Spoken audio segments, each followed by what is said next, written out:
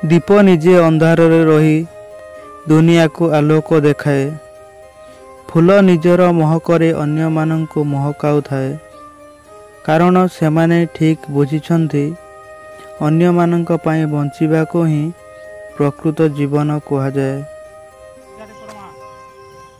कहा उपरे अत्यधिक भरोसा करिवा मूर्खामी। कारण अंधार रे निज छाई भी साथी रे रहे नहीं। जदि स्वप्न पूरा हेउ नहीं तेबे रास्ता बदलांतु। सिद्धांत नुहे कारण गच्छ सर्वदा पत्र बदलाई थाए मूल नुहे।